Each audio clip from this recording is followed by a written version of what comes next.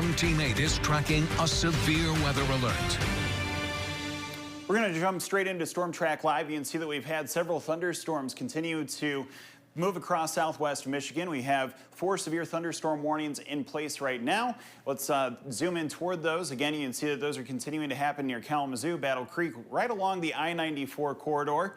As you move further east, that severe thunderstorm warning lasts until 11:30 tonight. That includes portions of Eaton County down into Calhoun counties.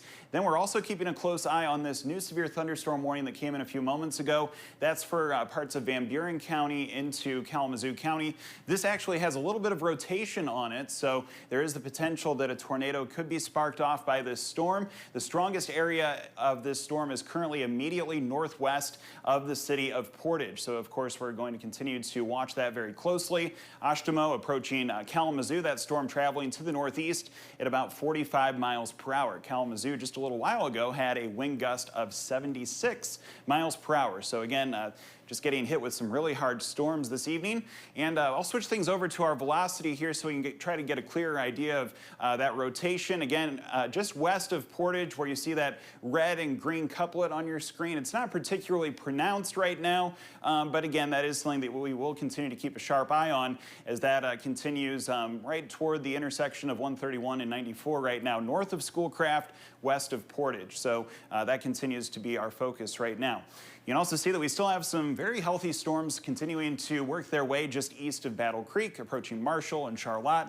Some of those storms still have the potential of producing some 70-mile-per-hour wind gusts. With the kind of wind that we've been dealing with tonight south of I-96, numerous power outages also in relation to that. Here in Kent County, we did have a severe thunderstorm warning. Not really a whole lot came out of it. Thanks to Claire DeRoyne for snapping this picture. As you can see that we did have some kind of pretty skies, though, in the wake of those storms.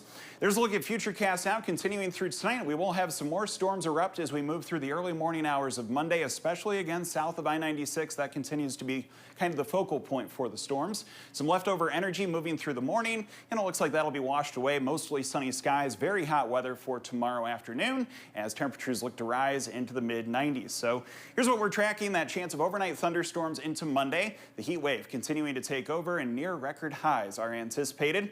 There's the view in Grand Rapids right now, and you can see our temperature is at 77 degrees, south-southwest winds at 14 miles per hour. An excessive heat watch that goes into effect tomorrow afternoon. It lasts until Friday evening. Highs are expected to be in the 90s for several consecutive days, even approaching record high temperatures on both Monday and Tuesday. In addition to that, make sure that you're taking things easy, especially if you have respiratory issues. An air quality alert in effect on Monday. Here's a look at the 8-day forecast. Highs in the 90s until the weekend, becoming a little bit cooler behind a chance of showers on Saturday. Amanda?